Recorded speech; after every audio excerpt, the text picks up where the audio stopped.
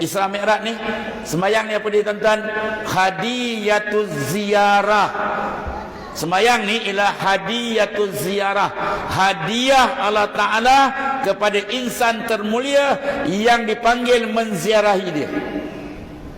Ya, Allah Ta'ala tak hadiah projek kan? Dia hadiah salah. As-salah. Salah ni apa? Silatun bainal abdi wa rabbi. Sembahyang adalah kontak antara hamba dengan Tuhan.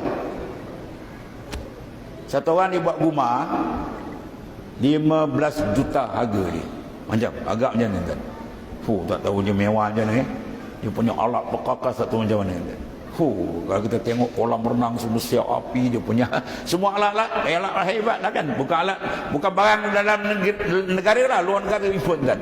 Ya. Bila tiba waktu malam kita buka dan nak buka apa lampu. Tak menyala. Rumah 15 juta. Tekan switch tak ada api. Tekan aircon tak jalan. Semua tekan alat elektrik tak fungsi. Wah.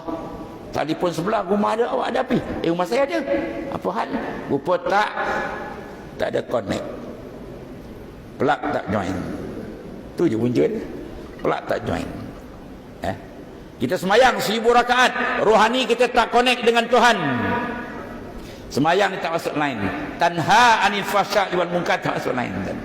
Waktu Rasulullah suruh semayang, iza kuntum ila salah fal yusalli salatal muwaddi' salata man lam yazunnu annahu yarji'u ilaiha abadan. Bila kau berdiri daripada tikar semayang, nak semayang sunat baik, wajib baik, qada apa asal semayang, engkau rasakan itu sembayang kali akhir. Ni semayang terakhir. Usalli kita rasa last ni. Lepas ni kita apa? Qalu inna.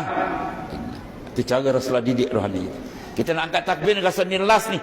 Bayangkan tuan-tuan kalau kerja kita buat ini peluang akhir, tentu kita akan buat bersungguh atau maksud